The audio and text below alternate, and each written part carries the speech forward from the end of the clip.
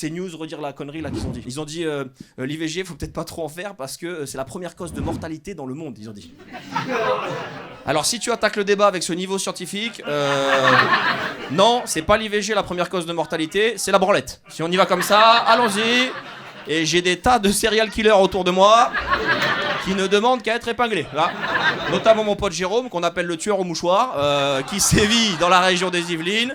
Si les keufs ils vont chez lui, je peux dire que la lampe à UV, faut la brancher sur secteur. Parce que les piles, ils vont arriver, là, oh le bâtard! Oh non, Jérôme, non! Ça va être comme ça. Comment on casse encore les couilles aux meufs avec l'IVG aujourd'hui en 2024? Tu sais, c'est l'acte le plus compliqué à faire pour une femme. Je veux dire, il y a aucune mauvaise raison d'avorter. Jamais il y a une meuf qui rentre dans un centre d'avortement qui a dit excusez-moi, je viens d'acheter 2 jeans en 36 avec le ventre, ça va jamais passer. Et le pire, c'est que les gens anti-avortement, ils ont tous le même argument. Ils disent oui, mais nous on est du côté de la vie. Alors je vais vous dire un truc, je pense qu'on ne peut pas tuer quelque chose qui n'est pas encore en vie. C'est comme on peut pas réparer quelque chose qui n'est pas encore cassé, ou on ne peut pas être contre l'IVG quand on fait croire aux meufs qu'on est allergique au latex. Voilà, c'est un peu une logique. D'ailleurs les mecs on en profite, hein. Arrêtez ça. Y a aucun mec allergique au latex, j'ai jamais vu un petit zizi avoir un peu froid, mettre ses petits chaussons, sortir un petit mouchoir, je suis allergique au latex. Jamais c'est arrivé, jamais.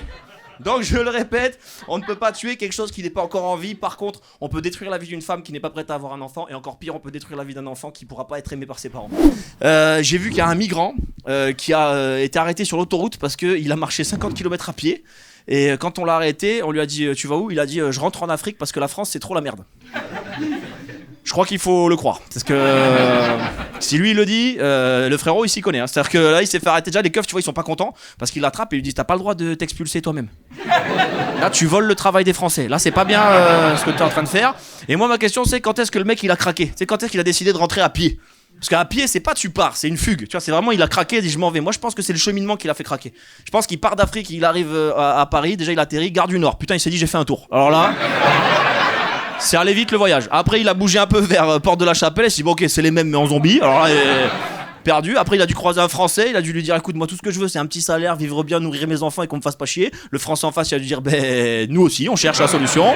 Si tu l'as, explique-nous. Et après, je pense que le craquage, c'est au moment où il a dû dire je m'en vais. Il a dû se rendre et dire voilà, je suis pas d'ici, renvoyez-moi chez moi. Et là, on l'a ramené devant Annick, meuf de l'administration de 65 ans. Et là, je pense que le mec, il a fusillé.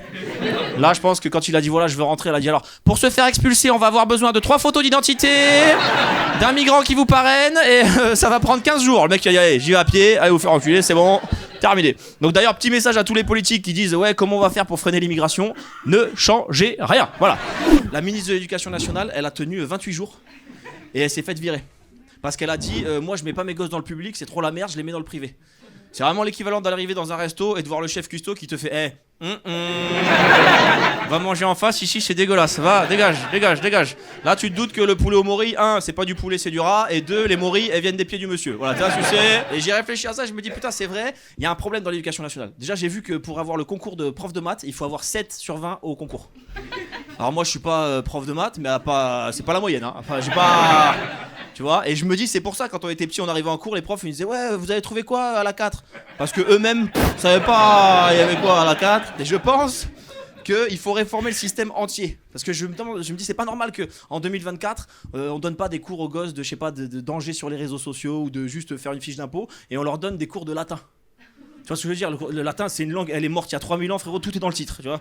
C'est plus utile d'apprendre le pygmée, ils sont plus que 12 les mecs. Donc normalement, ça a aucun intérêt. Il y a que tes parents qui te disent si, c'est important, ça va t'aider en français. Faux, ça va juste t'aider à pas être dans la même classe que les noirs et les arabes. Voilà, c'est tout ce que ça va t'aider. Tu te retrouves qu'avec des petits blancs qui sont là, et Vercingétorix, il est super et il a une moustache comme mon tonton. Voilà, c'est tout ce que tu vas avoir. Il y a qu'un corps de métier qui se sert encore du latin, c'est les prêtres. J'ai regardé. Tu sais, parce qu'ils font la messe en latin, tu vois. Et eux, ils s'y connaissent, hein. L'étymologie et tout, ils sont là. Alors, pédo, enfant, fil, aimé. Momo, motus. Il y a un truc que j'aime particulièrement dans ma vie, c'est me faire arrêter par les flics. Hein, frérot? Parce que, je vous explique, parce que c'est le seul rapport dans ma vie qui est totalement équilibré. Je les prends pour des cons, ils me prennent pour un con, et on est parfaitement dans un système équilibré. Je te dis ça parce que tu dois le savoir, la première phrase qu'un flic te pose quand il t'arrête, il te dit monsieur, vous savez pourquoi on vous arrête? Comme si un jour dans l'histoire, il y a un seul gars qui avait dit ah putain, vous avez trouvé les corps, vous êtes fort, hein, parce que franchement, j'avais découpé en petites lamelles mis dans le coffre, vous êtes balèze, hein. Et après la deuxième question, c'est en rapport avec ton délit. Un jour, moi, je suis sur une voie de bus en scooter, c'est pas bien, d'accord, mais je le fais. Ce voie de bus en scooter, il m'arrête sur le côté, il me dit monsieur, c'est un bus ça? Là, les amis, c'est très tentant. De le regarder droit dans les yeux et de lui dire « Oui, parce que moi, je fais le ramassage scolaire, moi !» C'est très tentant. Et encore, moi, je me dis, je suis blanc. Tu sais, ils ont un certain respect pour les gens de ma couleur. Je me dis, les Noirs et les Arabes, vous devez avoir des questions incroyables. Ils doivent vous mettre sur le côté, ouvrir un livre et dire « Allez, Hakim, il est de quelle couleur le vélo de Choupi? Allez, Hakim, allez !» Et je pense que vous nous prenez... Je te dis vous, parce que t'es là. Je pense que vous nous prenez pour des cons parce que juste, vous savez que vous n'avez pas le niveau. Je crois que c'est ça. Parce que, tu vois, j'ai un pote comme ça, il a passé l'examen. Tu sais, depuis tout petit, il voulait être flic, un pote à moi. Et nous, on savait qu'il allait y arriver parce qu'il a jamais eu la moyenne à l'école. Donc on s'est dit, lui, il va l'avoir. Il a passé l'examen, tu sais, celui où il faut faire un coloriage sans déborder, là. Et il l'a eu, sauf qu'il n'a pas eu l'oral parce qu'il était pas assez raciste. Et du coup, ils l'ont dégagé. Les agriculteurs arrivent à Paris. Ils ont décidé de bloquer Paris. C'est là que tu vois que les mecs, ils habitent loin. Parce que Paris, ça fait quand même bien longtemps que c'est bloqué. Et pas avec des camions ou des tracteurs, hein. 3 vélos, allez, il n'y a plus personne qui bouge. Donc là, ils ont décidé, ils viennent. Et j'ai vu un truc vraiment choquant. Apparemment, le gouvernement, il les méprise tellement, ils ont dit, on va envoyer Karine Le Marchand pour leur parler.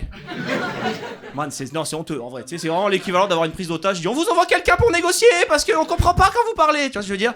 C'est un homme, parce qu'ils disent pas les consonnes. Oui, bouillour, bouillour, bouillour, les cons, bouillour, bouillour, tu vois? En plus, Karine, qu'est-ce qu'elle va faire? En vrai, elle va débarquer, je la connais par cœur. Elle va arriver, elle va mettre Macron d'un côté, l'agriculteur, et elle va être là. Alors, Emmanuel, quand on voit Patrick, ça vous fait quelque chose dans le ventre ou pas? Et après, j'ai vu encore un autre truc encore plus bizarre, c'est que Macron a dit, de toute façon, ça va se négocier en quelques discussions et ils vont se barrer. Les mecs, ils ont fait Limoges-Paris en tracteur. Ils sont motivés, les gars. À mon avis, on va pas repartir de sitôt. Hein. Pour moi, dans 3 semaines, on va passer devant l'Élysée, on va dire putain, mais il y a des vaches ici, ils sont restés. Qu'est-ce que c'est? Ah non, c'est Marine Le Pen. Putain, des fois, je la confonds. Voilà. Je pense que c'est ce qui va se passer. Je pense. Dans les prochains jours, on va encore essayer de nous diviser. Tu sais, on va nous dire oui, regardez, c'est honteux, les agriculteurs, ils empêchent les Parisiens d'aller travailler. Et moi, je veux dire la vérité, empêcher les Parisiens d'aller travailler, c'est pas ça la honte. C'est de laisser mourir de faim ceux qui nous donnent à manger. Voilà, j'étais fier de ça. Merci. Passez une très bonne soirée, le Paname. Merci beaucoup, rentrez bien.